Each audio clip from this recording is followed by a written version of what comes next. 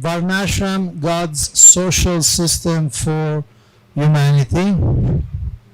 This is not an anti-Varnashram seminar. We recognize and honor the fact that Varnashram is the imprint God, Vishnu, Krishna, Narayan gave to organize and subdivide humanity. So Varnashram is good, is eternal, is beneficial. And it exists in all human societies. In all human society, you'll find some intellectuals, some priests or shamans, some administrators, rulers, kings, some businessmen, traders, and some workers, artisans, artists. And in all human society, you find different phases of life. You find student life, married life, retired life, and some form of renounced life.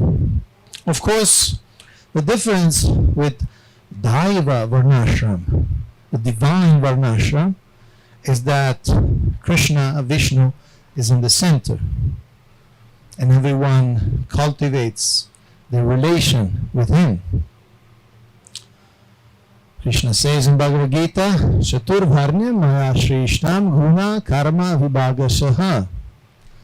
According to the three modes of material nature and the work associated with them, the four divisions of human society are created by me.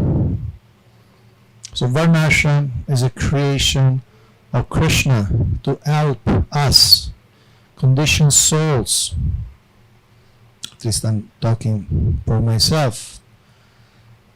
Conditioned souls so that we can live civilized lives at the same time advance in spiritual consciousness.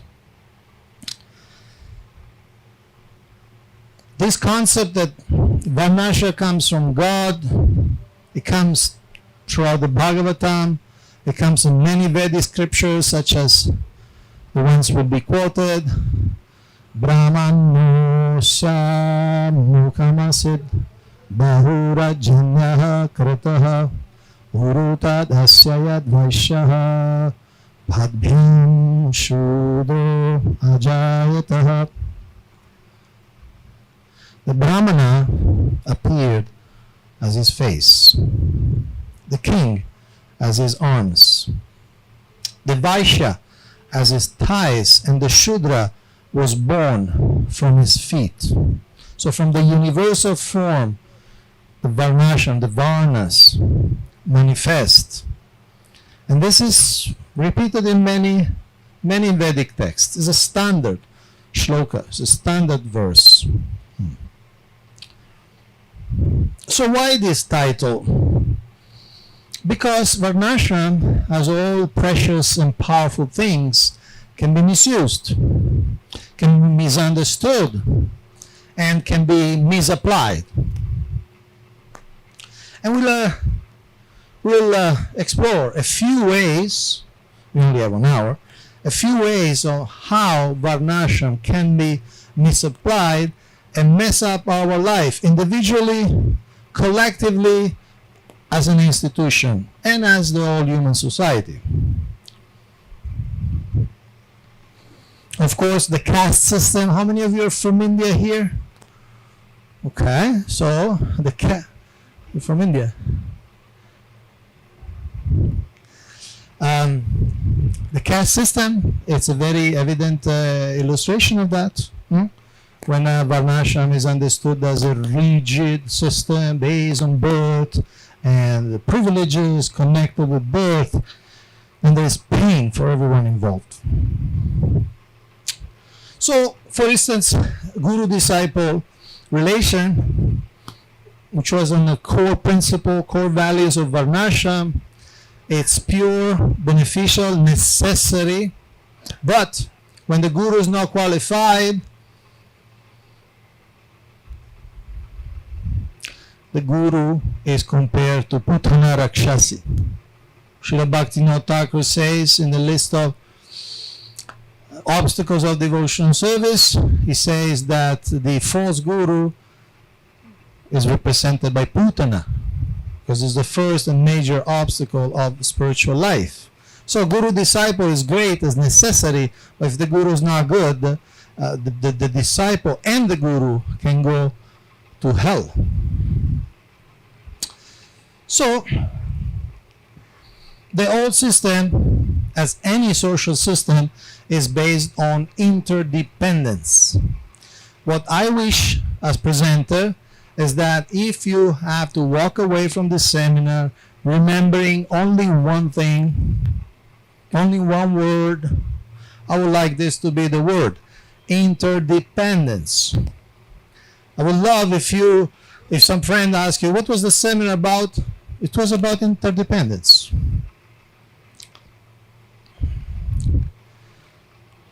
Some of you have seen this game. You need to pull out the pieces of wood without making the whole construction fall apart. And of course, you can take a few out. You can take a few out, but sometimes you take some key pieces out and the thing does collapse. So social roles are interdependent, because social roles are social relations by definition are relative. Relative. Social roles are interdependent, and so to perform certain particular dharmas is necessary that other people perform their dharma. If other people don't perform their dharma, then the dharma of those who depend on those people is not required anymore. It's not a dharma anymore. See this figure? And by the way, these are 4 groups. 1, 2, 3, 4. And obviously this gentleman here is doing this acrobatic feat, but it depends on these 2 gentlemen. And these 2 gentlemen, to do their duty, to perform the part of the show, they depend on these 3 gentlemen. And these 3 gentlemen depend on these 4 gentlemen. You can't have this person sitting there unless everybody else does very carefully their duty. So if a role mutates, other roles mutate. The single individual roles are not static, they are not fixed, they are not stagnant. If conditions change, prescriptions change. There is dharma, there is apadharma, emergency duties. You are, I believe, all familiar. The Bhagavatam explains a Brahmana should maintain himself and his family by teaching, by doing yagyas, by giving charity, by receiving charity. But if he cannot maintain himself in that way, then he can take the role of a Vaishya. Why Vaishya? Why not Kshatriya? Because Vaishya can be more easily non-violent. As a third choice, he can become a Kshatriya. He should never become a Shudra though. You can tell this man, breathe deeply. Inhale deeply. You are in nature, there's beautiful oxygen, beautiful atmosphere. Get this oxygen in. This is a good prescription, it's a good instruction. But if the same man is in this condition, don't tell him to breathe in. But you have told me to breathe in. Yeah, but that was a different situation. You were in nature. Now you're not in normal circumstances. If you breathe in, you drown. So let's see an example of this. Who likes to read this? Somebody close to me so I can give the mic. The Sudra class is less intelligent and should have no independence. They are meant for rendering sincere service to the three higher sections of the society. The Sudra class can attain all comforts of life simply by rendering service to the higher classes. It is especially enjoined that a Sudra should never bank money. Srimad Bhagavatam 1926 purport. Thank you. So a Shudra should not have any money, should not have any cash, according to Srila Prabhupada in the Bhagavatam. Now, this is not a bad idea, and to be fulfilled, it needs you have very honest, very generous, very caring higher groups. If the Shudra serves a very responsible Vaishya, Kshatriya or Brahmana, then he can do that. But imagine that this Shudra becomes somewhat the servant of a very greedy, ruthless businessman. One of them got elected as the president of a very important country in the world. So then his life turns into slavery and pain and suffering.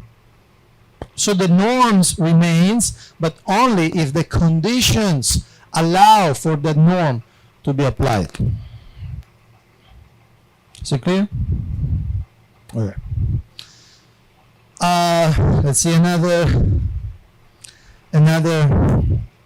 quote. I didn't want to share the quotes because you're familiar with them. How many times Srila Prabhupada extols the virtues of monarchy? Hundreds, maybe thousands of times. And so I encounter situations in which devotees say that Srila Prabhupada wanted to reestablish monarchy. I heard it even from senior devotees.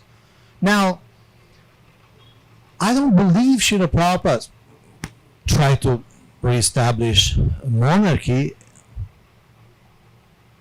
as a general statement. First of all, you need extremely qualified people to be absolute rulers. Extremely qualified people.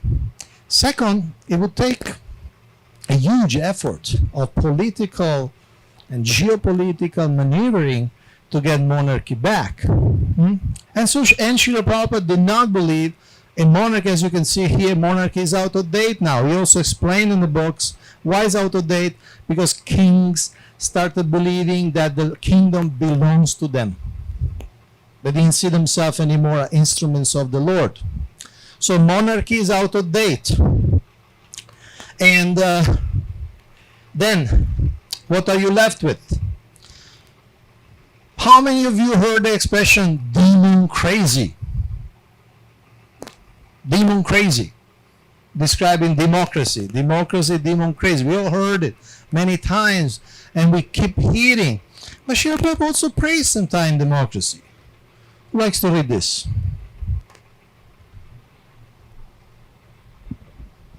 In your country, there is a very good system of democracy. The common people have so much power that they were able to get down this Nixon, who is obviously a rascal. Letter to Rupanuga on the 18th December 1974. Thank you. So this Nixon, who apparently was obviously a rascal, and some of you remember Richard Nixon, and although what he did was very little compared to what's going on nowadays. But anyway, at that time was a scandal, the Watergate scandal. And Srila Prabhupada said, well, it's good, people have power.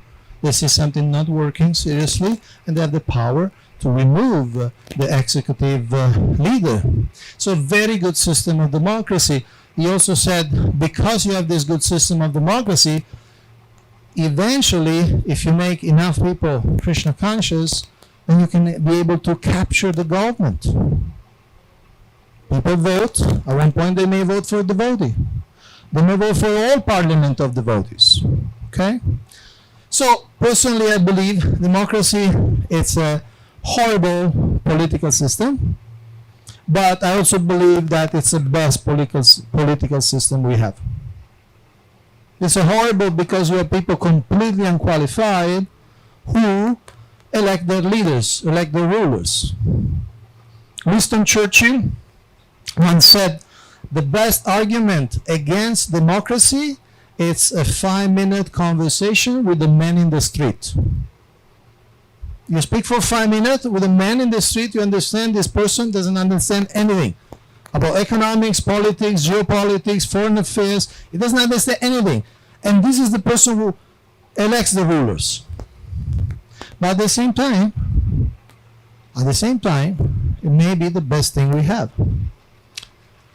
Not only it allows for people to make a change if they don't like how the rulers ruled them, but sometimes it's ingrained in certain cultures. And Srila Prabhupada said we need to do things according to the local culture, according to the local sentiments. Who likes to read this?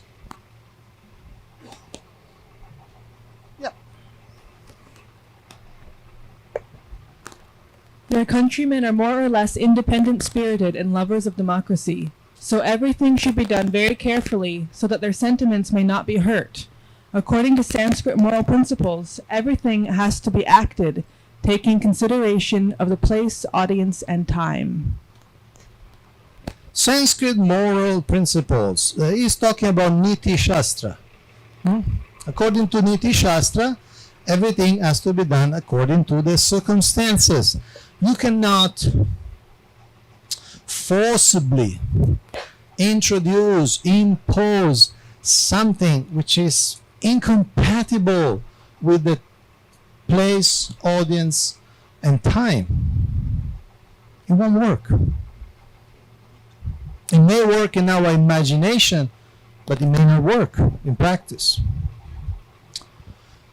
Another important point when we analyze Varnashrama is to understand that description is not necessarily prescription. What does it mean? Srila Prabhupada may describe, may illustrate many different situations, social roles, social situation, individual duties, but they're not necessarily a normative statement. It's not necessarily that we have to follow. He's speaking about certain things and he say, yes, this is like that for people qualified to apply, or this was like this for people who are qualified to apply in particular circumstances, but it's not necessarily a prescription for us. Srila Prabhupada said, for instance, that in the pharmacy there are thousands of medicines and all are good, all are approved by the government, but they're not all good for each and every one of us. Some of those medicines can kill us, but they're good medicines. They're state approved. They made research, analysis, lab tests. They're good, but not for you maybe. Maybe this is good for a horse. Similarly, Srila Prabhupada very often in books, letters, conversation, talks about polygamy. Polygamy means a man marrying more than one wife. Here we have 3, could be 4, could be 2, could be 6. I have a friend from Nigeria, a brahmachari. His father had 6 wives. And there are about 50 countries in the world where polygamy is legal. You can marry more than one wife. Nobody will say anything. Actually, it's a sign of social prestige. If you can have 2, 3, 4, 10 wives, it's like having a Ferrari. And Srila Prabhupada did say many times, it's a system that could be used. He was very upset. More than once he spoke about the Hindu Marriage Act of 1955. In India, 1955, the government banned polygamy for Hindus. And he was very, very critical of that. He didn't like that. And he spoke. He said, for instance, according to our Vedic process, polygamy is allowed. But again, please remember this concept, interdependence. If conditions allow, a certain norm is applicable. If conditions don't allow, then norms can be very deleterious. So the letter goes on. If anyone is able to keep more than one wife and give them all comforts of life, there's no objection for having more than one wife. But notice the if. It is not a blanket statement. If you can have more than one wife and make them all happy with children each, a house each, all comforts each, then you may consider. Of course, you may also want to consider if it's legal in your country, and if you won't get in trouble, or if ISKCON won't get in trouble. But if the conditions are there, why not? At the same time, please notice the date. This is 9 January 1973. 3 weeks later, Srila Prabhupada writes another letter. After conferring with my various GBC representatives, I have concluded that polygamy must be strictly prohibited in our society, although it is a Vedic institution. Still, there are so many legal implications. Neither are many of our men fixed up enough to tend for more than one wife. And he was being euphemistic there. No, there are not many men qualified to tend for more than one wife. Many legal implications. So the costs may be much bigger than the benefits. So there is a very old GBC resolution that says in ISKCON polygamy is prohibited. At the same time, to make things even more interesting, in 1977, May, Srila Prabhupada personally appointed a GBC who was married with 2 wives. He didn't have a problem with that. Did you hear about that? How many of you heard about that? Okay, it was Vasudev Prabhu from Fiji Island, and he was married with 2 sisters, and he was a Gujarati businessman, and apparently Srila Prabhupada didn't have any problem with that. He made him a GBC. So, and this is important to understand. Sometimes we like things to be black and white. Polygamy, yes. Polygamy, no. So we can kind of sleep peacefully at night. But everything sociologically is never black and white, because it depends always on who is involved. What's the circumstances? And it's not even black and white for the countries of the world. As I said, 50 countries on this planet allows polygamy. In certain countries, they are very culturally against polygamy. But countries, say like Sweden, where obviously polygamy is banned, they tolerate it. If somebody comes from countries like Nigeria or other 50 countries in the world where they have 2 wives and they live in Sweden, they can live peacefully with their 2 wives. Although it's against their principle, their values, but they understand there is a higher principle. What you're going to do? This person already has 2 wives, they're already children, what are you going to do? So for them, they compromise on their values and principles. Okay, let them be. Nobody else, please, but let them be. Child marriage. If you're habituated to read Srila Prabhupada books, or even especially conversation, Srila Prabhupada very often talks about the advantages of having girls marrying very young. How many of you heard about that? Okay, so it's a common knowledge. Srila Prabhupada personally shares how when he got married, the wife was 11-year-old. And he explains that his sisters even married much younger. And he gives many examples of that. And he explains the advantages. He says, when a young girl gives her heart to a young boy at that tender age, she will be in love with this man for the rest of her life. So he presented this child marriage, what we call today child marriage or early marriage, as a very good, beneficial idea for society. Okay? But, again, the trick is in the application. So, in a conversation here in Mayapur, we also shared a different opinion. Who likes to read this? Radha Vallabha. He is 19 years old. He made an arrangement with another devotee to marry her daughter.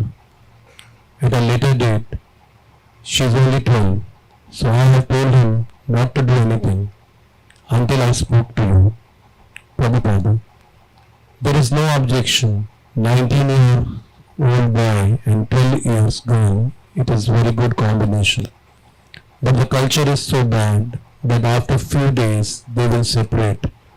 So what is the use of consulting me? They'll break. They'll promise and they'll break. Okay, so here you have a real situation. Here in Mayapur, 12-year-old girl, devotee parents, 19-year-old boy, Srila Prabhupada says, there's no objection. But the culture is so bad that they will promise, yes, Srila Prabhupada will stay together, but they will break. So although he supported the idea, the principle, sometimes the condition, either cultural or social or legal, is not there. Another time, Srila Prabhupada said, who likes to read this? Again in Mayapur.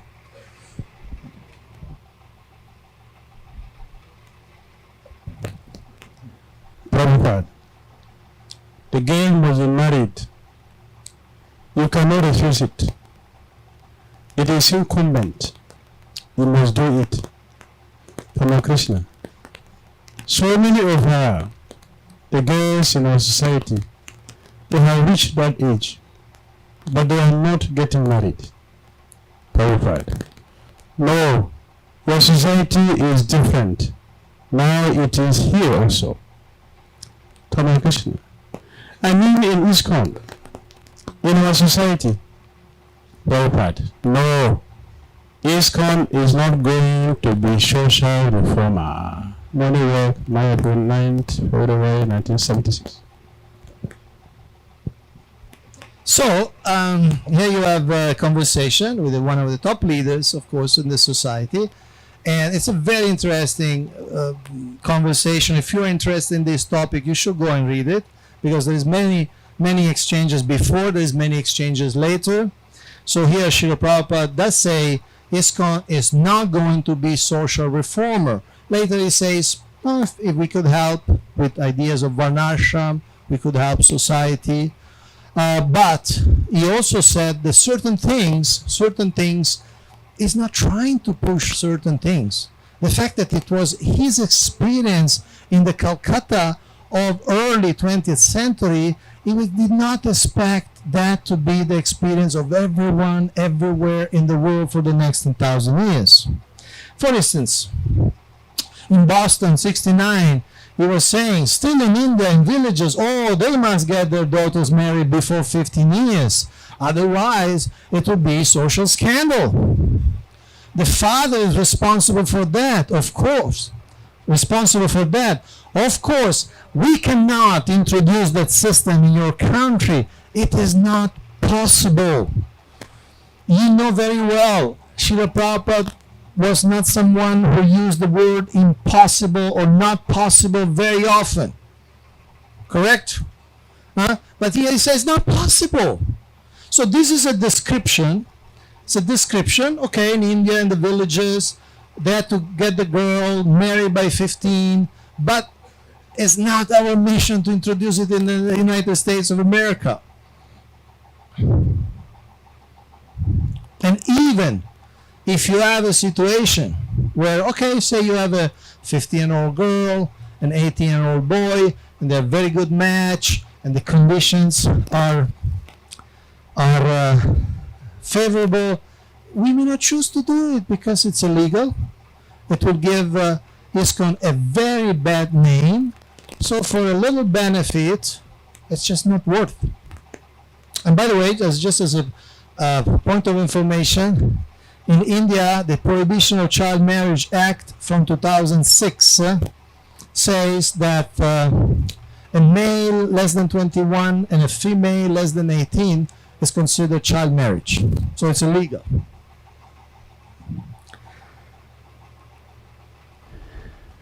Do you want to jeopardize ISKCON reputation? To apply some norms which is already very dangerous? It's also very dangerous in itself. See, child marriage, let me take a little, open a little parenthesis. Child marriage works especially when the girl joins an extended family, a joint family, so that there are so many people engaging this young girl. There is an army of aunts and grandmothers and mothers, and she is protected, she is engaged. But nowadays there's a nuclear family, sometimes just husband and wife, and you have a little 15-year-old girl alone at home in a condominium. What she will do all day? She doesn't need to churn butter, because she buys butter at the shop. She doesn't have to do many things that in an agrarian society she has to do. So she probably will be on Facebook all day, or Instagram.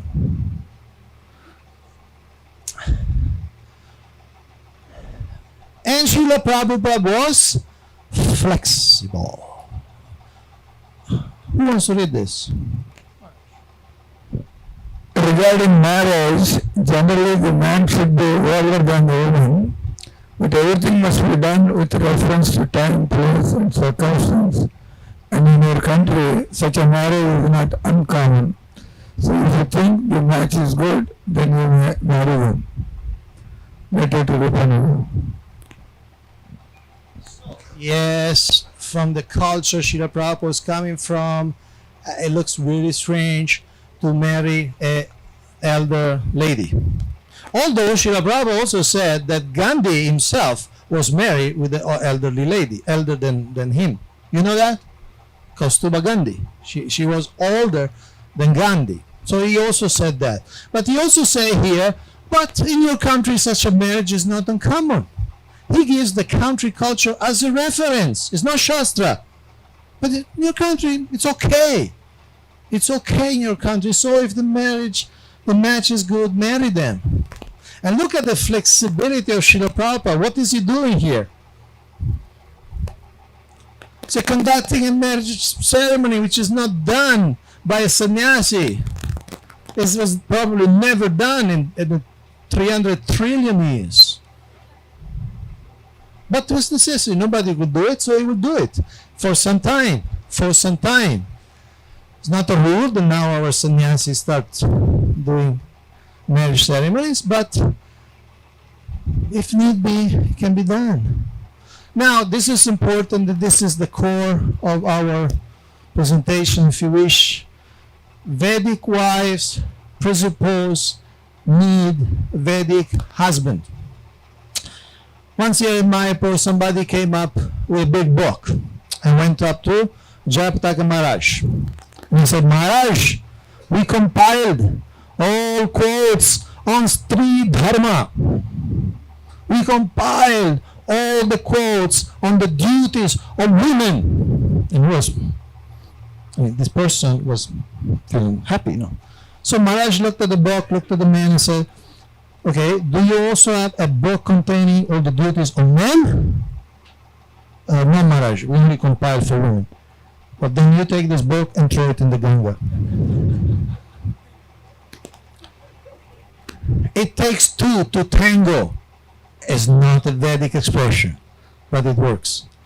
So, you're asking a girl to depend on a man, you must be sure this man is capable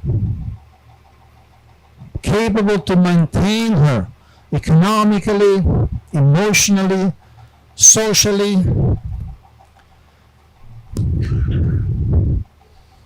You're asking a lady to jump. You need to make sure this man has strong arms to catch her. You can not just say, jump. You have to have somebody there.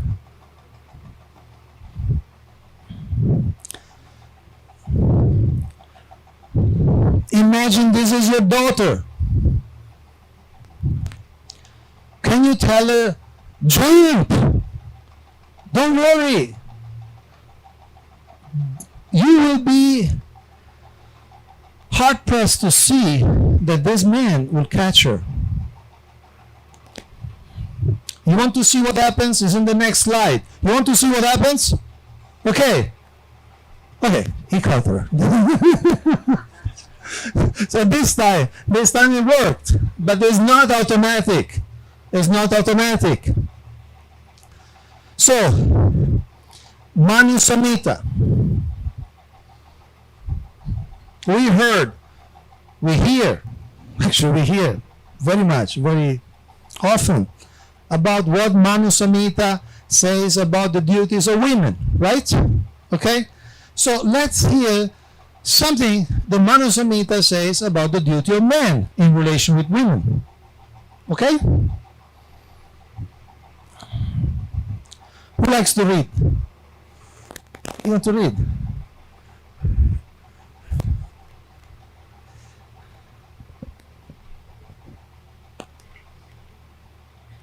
Father, brother, husband, or brother-in-law should keep their daughter, sister, wife, or sister-in-law happy and please through gentle words, respectful behavior, gifts, etc.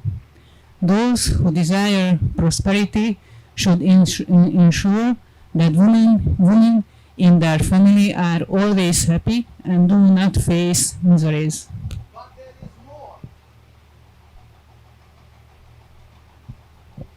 A family where women remain unhappy due to misdeeds of their man is bound to be destroyed, and a family where women are always happy is bound to prosper forever.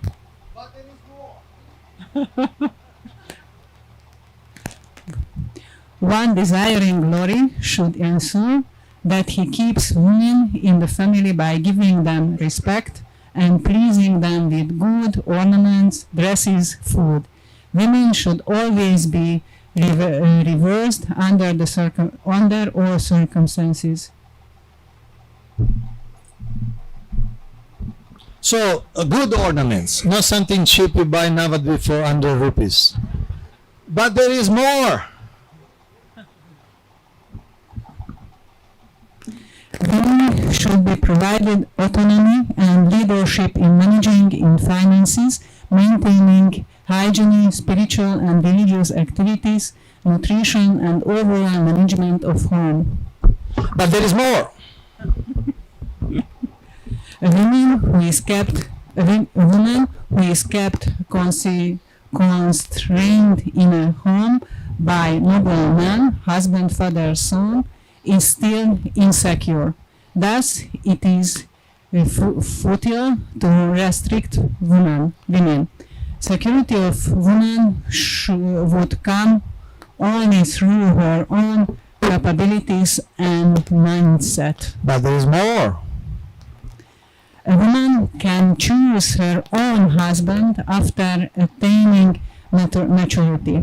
If her parents are unable to choose the deserving groom, she can herself choose her husband. And there is much more, but of course this is not a Manu Samhita seminar, so I needed to restrict myself. Can I have the mic back? And this is especially interesting in this concept of how if the conditions change, the prescriptions also change. We hear the best marriage is one is arranged by the parents. Why? Because parents want the best for the children, huh? And they're not under the influence of infatuation, and so they can really see, can this boy take care of my daughter? Okay, so that's the best marriage in one sense if they're qualified. But if they don't do their duty, then the girl can choose. She can just wait forever for some parent. So, interdependence. This is my favorite quote of all. Who likes to read this?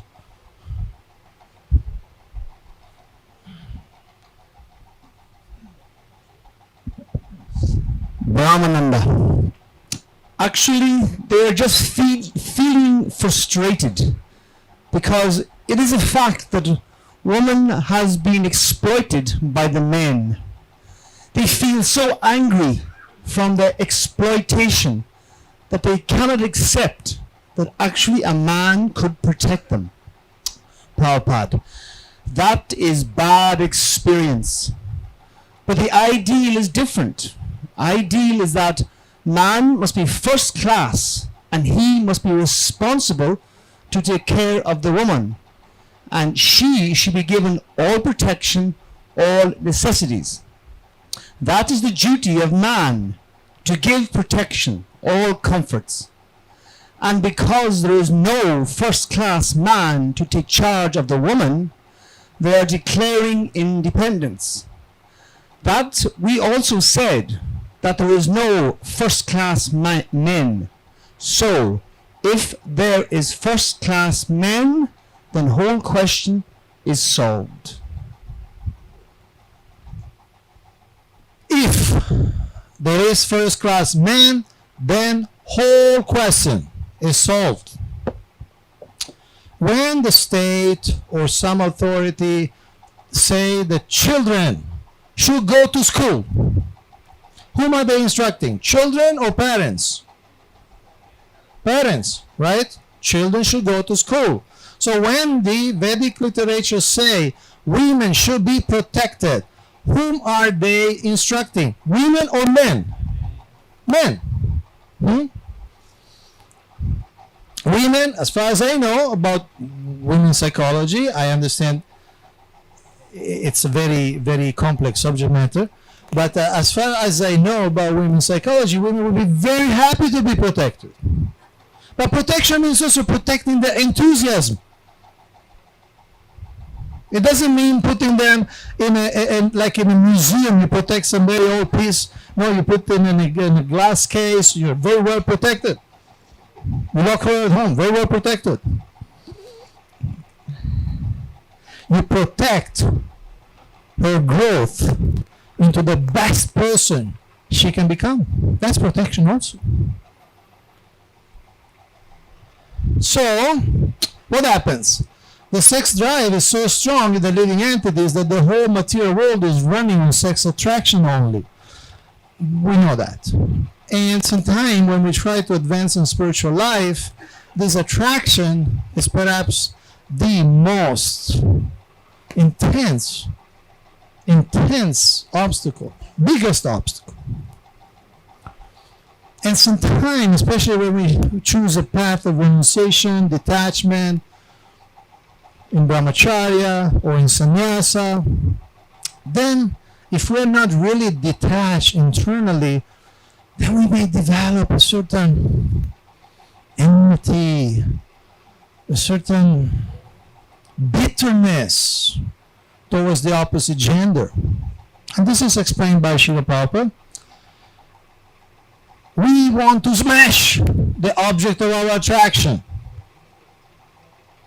Srila Prabhupada explains. Who likes to read this? Would you like to come closer? Because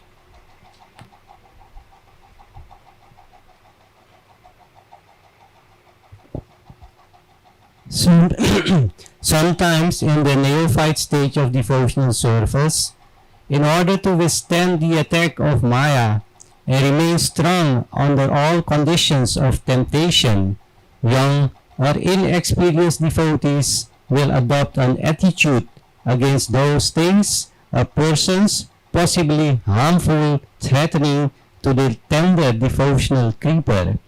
They may even overindulge in such feelings just to protect themselves. Letter to Lini Ludwig. Many years ago, the GBC passed a resolution. It was a list of duties of temple presidents. And one of those items was not to indulge in the devil in the form of money and women. The devil.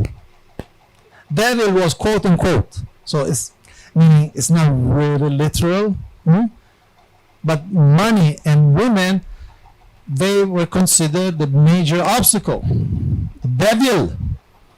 First of all, in our philosophy, there's no devil as such, so it's kind of hard to say that.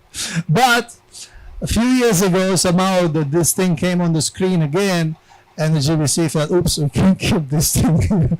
So they removed it from ISKCON law. But if you go back decades, there was some, apparently, probably some renowned saints who were so disturbed by the presence of women, by the attractiveness nature of women, that they in their mind was the devil, quote unquote, but still the devil. So when you see the devil, or when you see something you don't want, then you see they may even overindulge in such feeling just to protect themselves. When you see this thing, you want to exercise your attraction. In Latin, it's called vade retro satana. Means go back, Satan.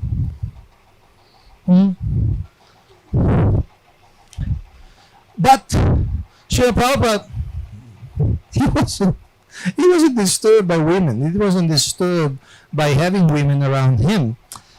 This is a very interesting quote. Srila Prabhupada said quite often. Chanakya Pandit says, Vishwasam naiva kartavyam strishu rajakuleshu cha. Never trust the politician and woman. So many people stop there. Srila Prabhupada said it. He was quoting Chanakya Pandit. That's it. That's all. That's all. He said. Srila Prabhupada said. He said it's there. He said it many times. Okay. He said it many times. But he continues. It's a lecture. He continues. Of course, when woman comes to Krishna consciousness, that position is different. We are speaking of ordinary woman. So when we study things from a material point of view, these things are to be taken care.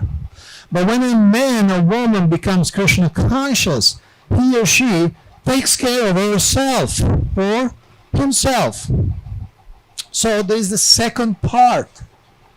We can't cut Srila Prabhupada into pieces. We need to take Srila Prabhupada's whole. And here he is trusting a disciple. You know, Vishaka Devi. How many of you know Vishaka Devi, the famous photographer? You know Vishaka Devi. So here he is giving second initiation to Vishaka Devi. Once they were in Ahmedabad, and she was obviously a very young devotee, but there was a problem in Juhu with this Mr. Nair. And so Srila Prabhupada needed to send one devotee urgently from Ahmedabad to Juhu to stop some contract from being signed. And he sends Vishaka. There were so many boys, so many men, but he sent Vishaka. He trusted her to do a very, very delicate task. And here, of course, we have Srila Prabhupada's sister, Bhavatarini. And she was married for the whole life with a non-devotee. But she was also a disciple of Srila Bhaktisiddhanta Saraswati Thakur. And she took care of her own spiritual life, all life. She had to cook, sometimes fish for her husband, but she never touched fish. And she retired to Mayapur. When she became a widow, she retired to Mayapur. She took shelter in Srila Prabhupada's project. But this is a point. Certainly Srila Prabhupada said these things, but he trusted women. Otherwise, why would give initiation? If you don't trust somebody, you don't give initiation. So, one more. The actual system is the husband is the spiritual master to his wife, but if the wife can bring her husband into practicing this process, then it is all right. Then the husband accepts wife as spiritual master. Yes, generally, in the traditional Indian society, the man naturally will be the guru of the wife. Why I'm saying naturally? Because in traditional, let's say, Manusamhita society, the man, first of all, will be older than the woman. 8 years, 5 minimum, 10, very normal, 20, no problem. Older than the girl. So already that sense of seniority was there. Second, the man, if he was from higher varnas, especially Brahmana, will go and spend 20 years of his life in Gurukula.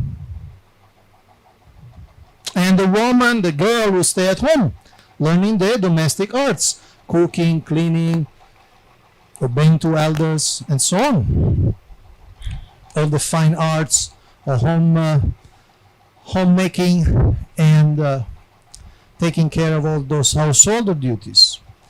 Then you have a boy, say 24, and you have a girl, 14. They get married, and the boy has been 20 years in Gurukul. He knows the mantras, he knows the philosophy, he has served his guru, he has this deep identity as a servant of the guru.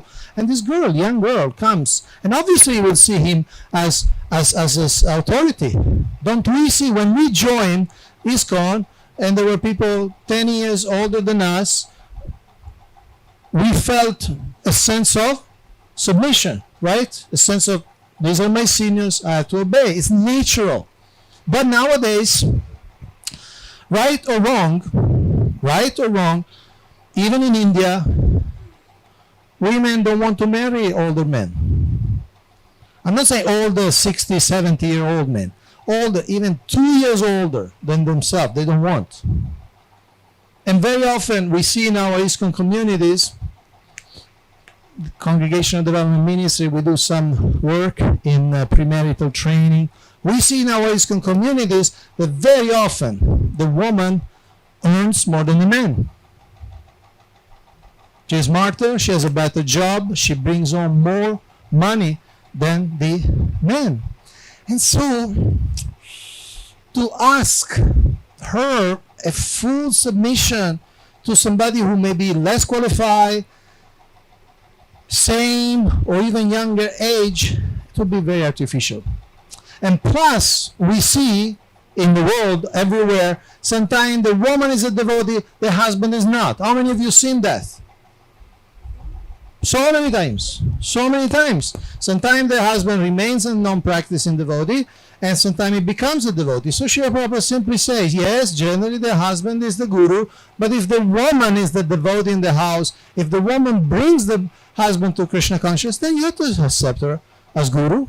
At least Varna Pradasha guru, Shiksha guru, Patni guru, I don't know, we can find some name. So, Vedic sounding norms in the hands of non-Vedic men can turn a woman's existence into a living hell. And we are seeing it again and again. India has an army of 40 million widows. 40 million widows. And many of them, they're just kicked out of the house. We know the elder son should protect the mother, but very often in this nuclear family, in the city families, they don't respect anything. So it's very dangerous. I'm not saying I'm not saying it's impossible, but it's very dangerous to tell your daughters, if you ever have a daughter, to just say, no, you'll get married, you don't need education, you don't need the capacity of earning money, your husband will take care of you. Good luck. If your husband is good and he is part of an extended family, that if he dies, the extended family takes care of your daughter, fine. But nowadays, those are the exceptions rather than the rule. So in conclusion, like everything else, you have Varnashram ideas, Varnashram conceptions in the three modes of nature. You have Varnashram in Sattva Guna. Varnashram in Sattva Guna.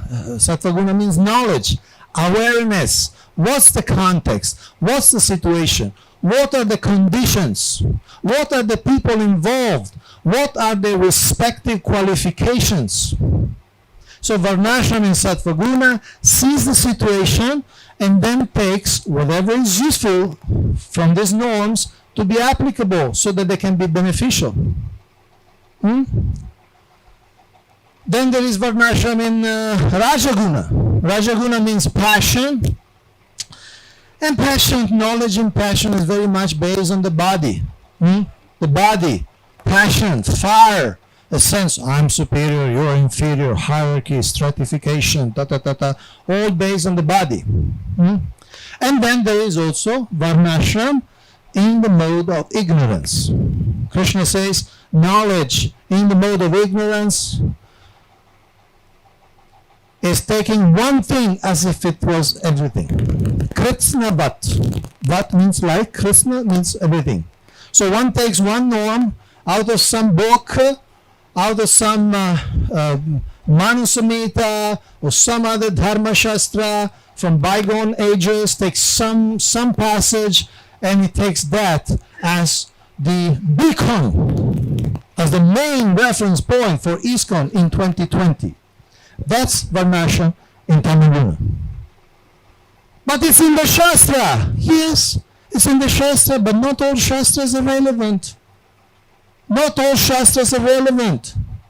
You know, in Manusamhita, it says you cannot take Upanayan. How many of you took sacred initiation?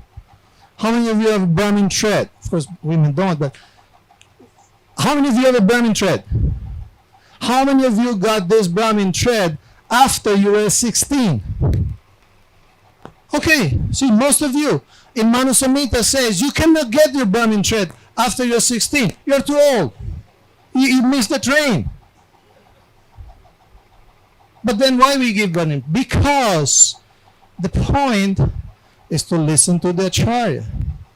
The Acharya takes what's needed, what's beneficial. So, final words. Varnashram is good. Varnashram is divine. Varnashram is beneficial. But only if it's intelligently applied to time, place, and circumstances. The same norms, if applied artificially, immaturely, within understanding of the context, can harm individuals, can harm relations, can harm the society, and can harm ISKCON. Thank you very much. Hare Krishna.